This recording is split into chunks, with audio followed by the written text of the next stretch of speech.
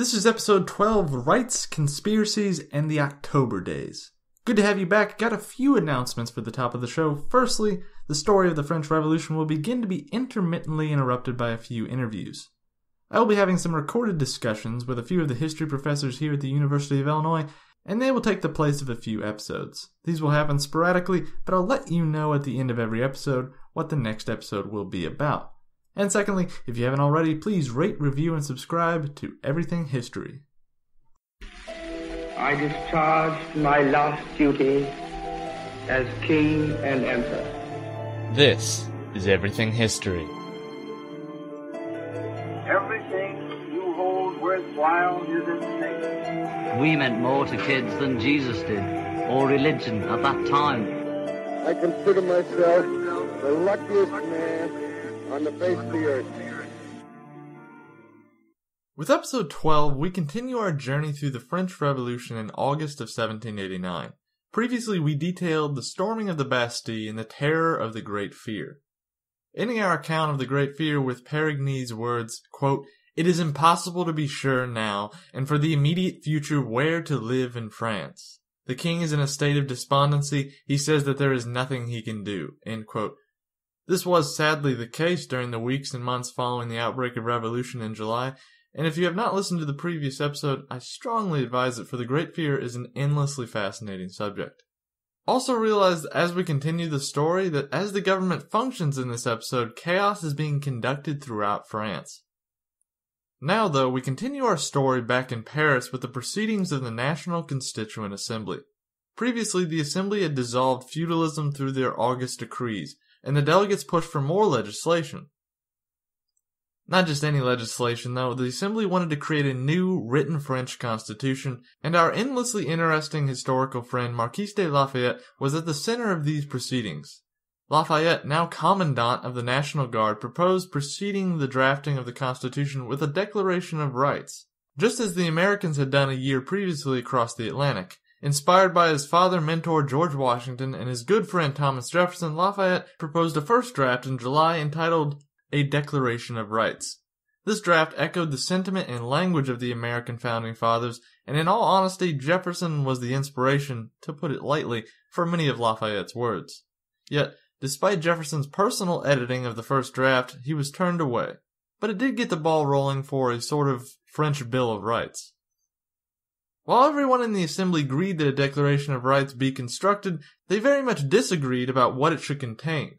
Lafayette's draft rested on three key principles. One, that sovereignty lay with the nation, effectively degrading the monarchy. Two, by natural right all men are created equal. Third and lastly, the purpose of the governance was to further the happiness of the governed. The National Assembly agreed on none of these principles, and heated debate ensued for weeks. Lafayette stood by his ideals and insisted that the government should be set up very much akin to the American model. Others like Monsieur Mounier proposed a governmental model like that of the British government, except, quote, with all the wrinkles ironed out. The bickering over the governmental framework led to an absolute deadlock, and it was in early August that the National Assembly, realizing the dire situation of the country and the failed constitutional negotiations, they decided to again refocus instead on simply creating a list of the rights of a French citizen. Particularly on August 4th, after the August decrees had been agreed upon, the National Assembly famously convened all night. During that session, they agreed that it was a matter of dire urgency that the rights of their citizens be ratified in law. And a few short weeks later, on August 26th, the document was ratified, entitled Declaration of the Rights of Man and the Citizen. This document has become one of the most important in recent history. It included 17 articles. The prominent points were that all men were to be seen as equals in the eyes of the law, that the sovereignty of France now resided in the nation, and that citizens were legally allowed to express opinions and worship as they pleased. The overriding doctrine of the Declaration of the Rights of Man and the Citizen was that France was now a nation to be governed by law. No one above the law, no one below it. With these points now guaranteed, the National Assembly began to debate again about constitutional governance. The topic they dove into was the one on everyone's mind. What would be the monarchy's role? And as you might imagine, this was an extremely divisive issue both amongst the delegates and among the common citizen. A group of delegates led by Mounier and Mirabeau proposed that the king should have a veto power over the assembly, similar to that of the English king and parliament. This proposal, amongst others, led to a fracturing of the National Assembly into, basically, political parties. Mounier, Mirabeau, and their supporters were dubbed Monarchians. The other delegates did not really have a name, but I will just call them the opposition. These talks quickly went into September, and finally votes were being held on the structure of the new French nation. The Monarchians proposed the creation of a separate assembly acting as a second legislative chamber similar to the newly created U.S. Senate. When the commoners got word of this, political literature went into a frenzy, comparing this idea more to the British House of Lords. Consequently, the idea was squashed by a vote of 490 to 89 that rejected the second chamber proposition. The idea of monarchy's veto then went up for debate, and the discussion became about what kind of veto. The types of veto being talked about were an absolute veto and a suspension veto. An absolute veto would give the monarchy the power to stop legislation in its tracks, and it could not be overridden. The Monarchians approved of the absolute veto. The opposition preferred, if any veto, the suspension veto, which would, as its title suggests, give the monarch the power to suspend legislation, meaning a bill, proposition, edict, whatever it may be, could be stopped, but it could be overridden by the assembly if it could pass the legislation again. On September 15th, the vote was held, and the suspension veto was granted to the king by a vote of 673 to 352. The people of France, though, felt betrayed. They were very suspicious of the legislation, and they feared that it was an aristocratic royal corruption ploy. A mob of citizens attempted a violent march on Versailles to prevent the veto legislation, but Lafayette and his National Guard turned them away at gunpoint. Lafayette, the king, and the assembly feared another outbreak of misguided violence like those in July and August. Tension was rising, and the political literature of September only fueled the growing tension. The soon-to-be famous Jean-Paul Marat wrote inflammatory pamphlets describing Versailles as being coated in an atmosphere of plots and intrigue. Don't take my word for it, though. Here's Marat himself speaking about the king. Quote, "The nation is enchained by its representatives and delivered defenseless to an imperious master who, forgetful of his powerlessness, violates his promises and oaths." End quote. And other pamphleteers bluntly threatened to lynch aristocrats by the lampposts if they were suspected of quote-unquote treason. In other words, popular justice, which is never a good thing, was widespread. These threats went entirely against the noble ideas of the revolution, but none seemed to care. Rioting and violence broke out again, and it seemed that the Great Fear had gained a new breath. Grain riots in particular frightened the assembly. They did not want the violence to destroy the markets, shops, or granaries again. Lafayette posted the National Guard throughout Paris to help protect bakers and try and instill a sense of normalcy to the markets, but it was impossible to contain all of the violence. It is then that King Louis XVI decides to take action once more. He summoned a regiment of his most loyal soldiers to guard the royal palace, and in late September proceeded to make another series of mistakes. I know, I wish I could say he did something good, but King Louis seemed determined to make as many mistakes as possible. Silence is often the best political move, but King Louis seems to have never got that message or lesson, for if he has proven anything, he's an expert at horrible politics and poor timing. So firstly, on September 18th, he announced that he would only sanction certain measures of the August decrees, and in early October he expressed very large reservations he had about the Declaration of Rights. The National Assembly was dumbfounded by the king's audacity. The delegates of the assembly were shocked by the king's decision. Many asked in private if the king had an ulterior motive, or was he just stupid?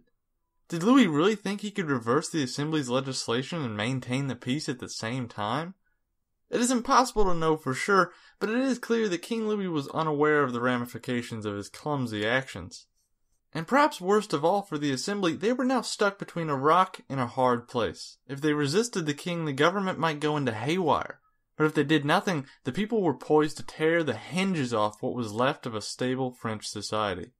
This same issue applied to Lafayette and his National Guard, for they were overextended in having to choose between defending against a royalist plot in Versailles or mob anarchy in Paris.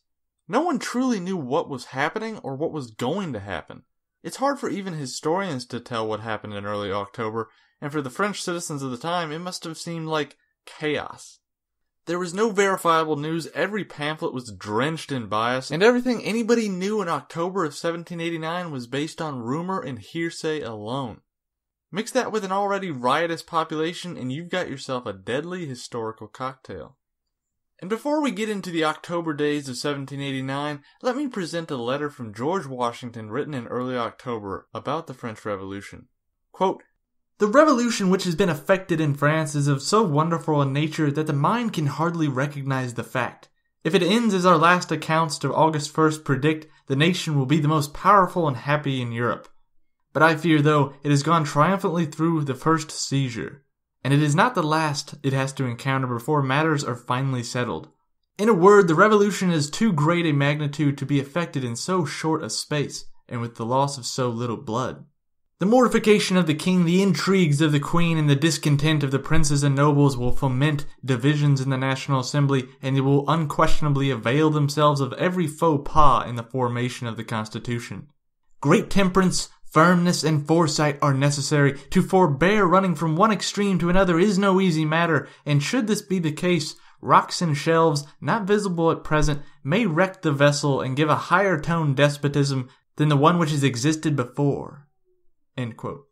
And I have brought this letter to your attention because of how prophetic Washington's words were.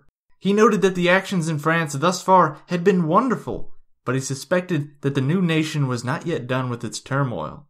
Washington was very much right, and his fears were realized soon after. For, back in France, in the evening of October 4th, a powerful rumor began to spread. The king had just announced his reservations with the Declaration of Rights, and there was reportedly a large party that took place in the royal palace. When the rumors hit Paris, it was being said that the royals and aristocrats toasted the king and the monarchy, but never the nation. And furthermore, in their drunkenness at the palace, it is said that the national tricolor cockade was removed from all clothing and trampled upon the ground.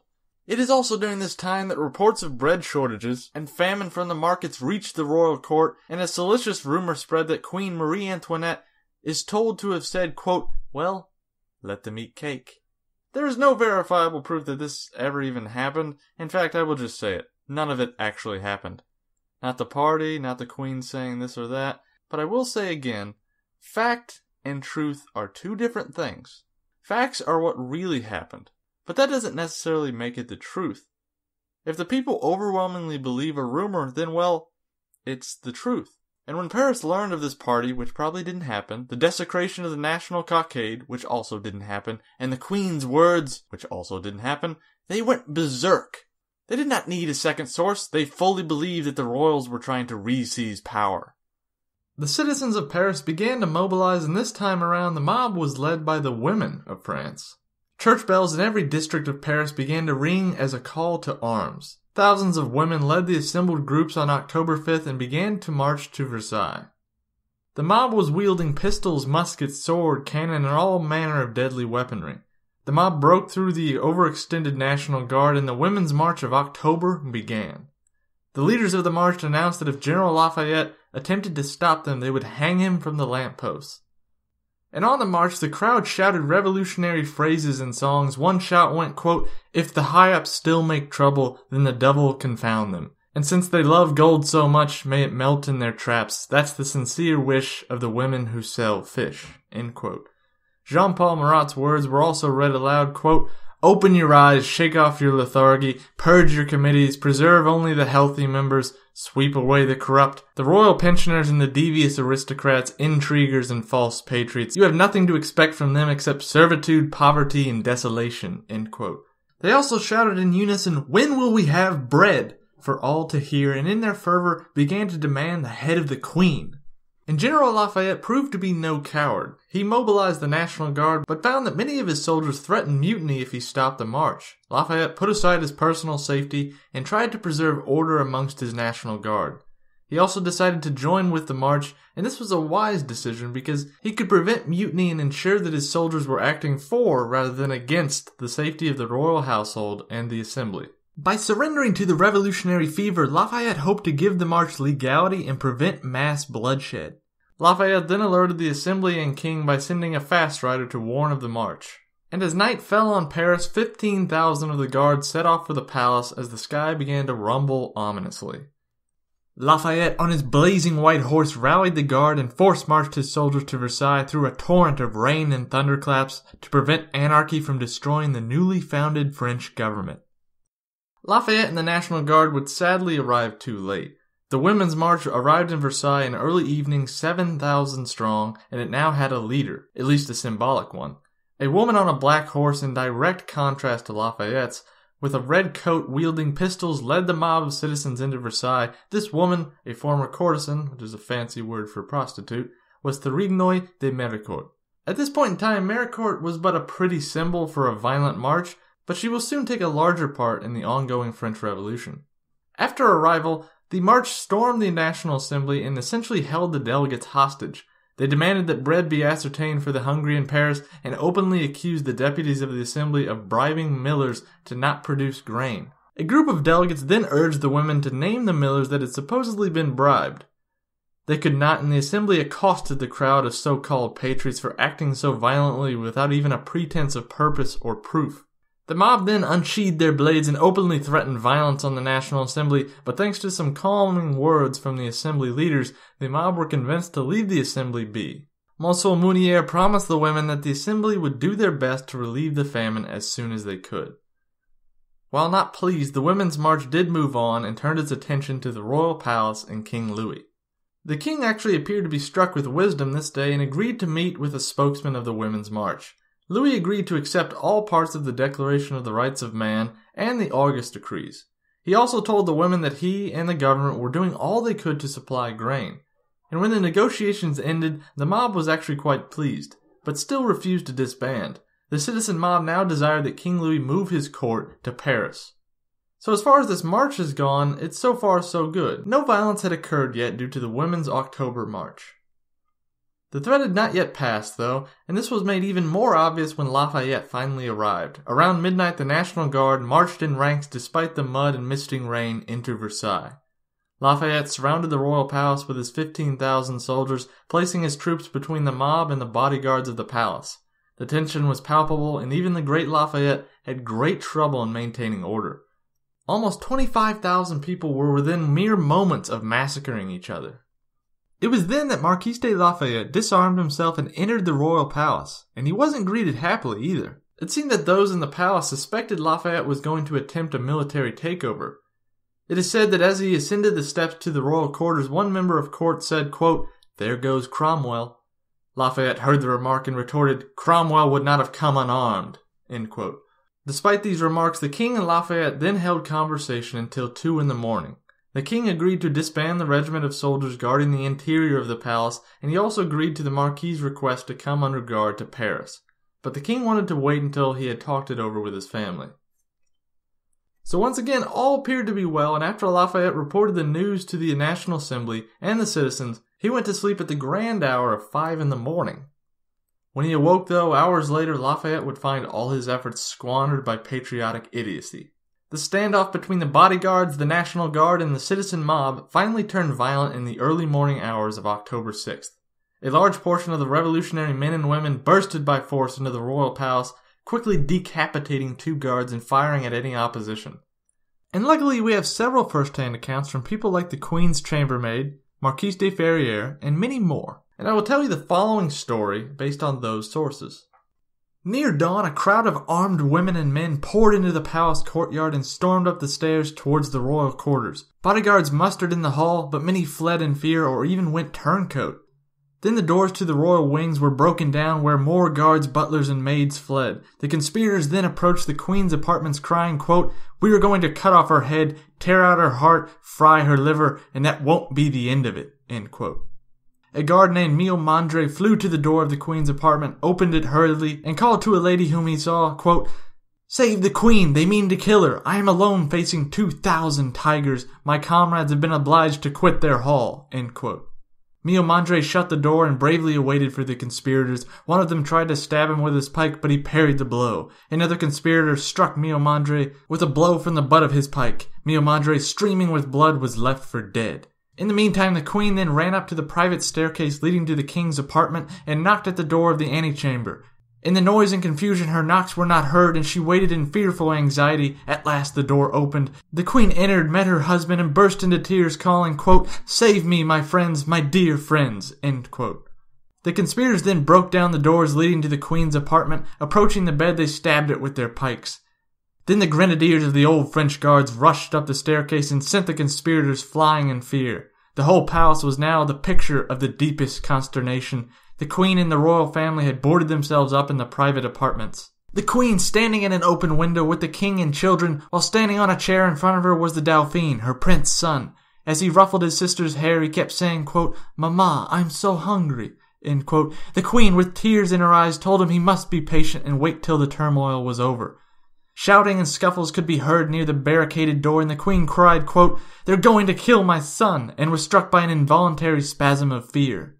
She took her children in her arms, and it was in that moment that a rapid knock was heard at the door. Antoinette and Louis hesitated, and the door split asunder to reveal Marquis de Lafayette and his commanders.